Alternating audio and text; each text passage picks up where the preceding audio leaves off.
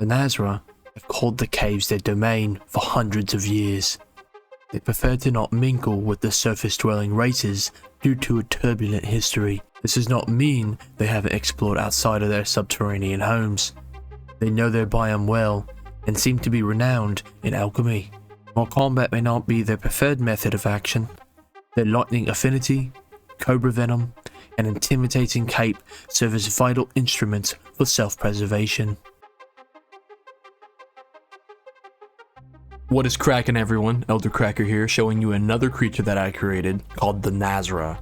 Today we're going to go over their stats, their lore, and all the other good information so you can add this creature to your campaign in your next session or next time you make another homebrew. Let's get right into it.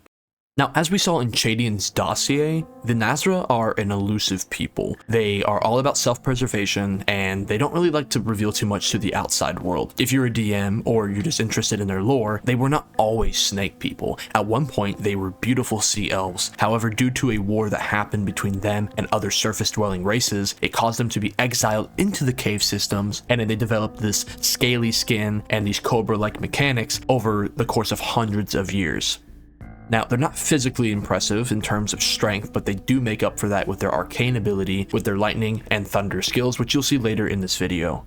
They also retain a lot of biological cobra traits, so they're able to do things such as spit venom, and their cape also has an ability to intimidate prey as well. Now, when one thinks of a cobra humanoid, they'd probably go to the assumption that they fall under this evil type archetype, and that's not true at all. Not with the Nazra, at least. Unlike the Yuan-ti, which tend to be a bit more on the evil side of things, the Nazra are actually relatively peaceful people, and they just don't like interacting with other races because they don't trust them anymore. And that's a huge, interesting dynamic between the two. So no, they're not just another scaly individual with evil hissing noises. They're an actual misunderstood group of people, and that's what makes them interesting to want to dive into. When designing this character, or this race I should say, I thought of Arbok the Pokemon, and I thought of the Falmer. The Falmer was a very strong lore background with the idea that they were exiled by the Nords and they got pushed into cave systems. They went from being beautiful snow elves to, well, you know, ugly as shit snow elves. So yeah, I thought that was a pretty good piece of inspiration. I guess you can say I got a little bit of inspiration from the Serpentine people from Lego Ninjago, but we're just going to move on to the stats now.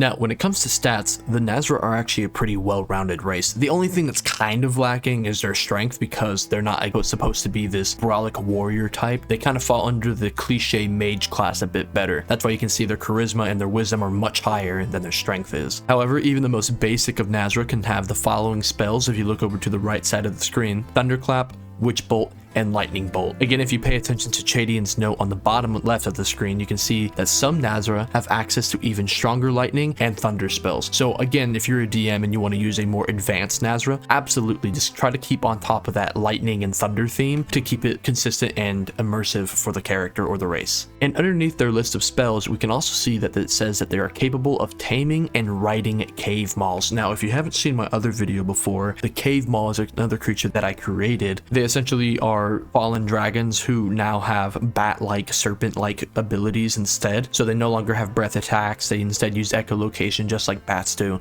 If you want more information about this though, go watch that other video. Moving on. The Nazra have a 14 hit points, 12 armor class, +1 to initiative, and 30-foot movement speed. This is just a level 1 Nazra. If you, the DM, want to up the strength a little bit, by all means, you can go ahead and do so. But again, they're not supposed to be tanky. They're not supposed to be brawlic. They're supposed to be a ranged attacking creature. So try to keep it that way and make sure that it reflects in those stats. Now, looking at the Nazra's attacks, they have two. They have Spit Poison, which is a +5 to attack, which is a 2d6. It involves a target rolling a constitutional saving throw. If they fail, they will be poisoned. They also have Dread Cape, which is a reaction. The target rolls a charisma saving throw. On failure, the target cannot attack this Nazra for 1 turn. Their ability is meant to deter things from attacking them, as they are not exactly really tanky. The whole Spit Poison is inspired from king cobras, which are able to spit venom.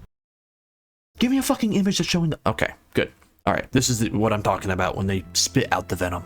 And yeah, that is the Nazra. I hope you guys enjoyed what you saw. If you do, make sure you like, comment, subscribe, all that good shit. And I'll see you on the next video showing you my next creature. So stay tuned for that. Elder Cracker, out.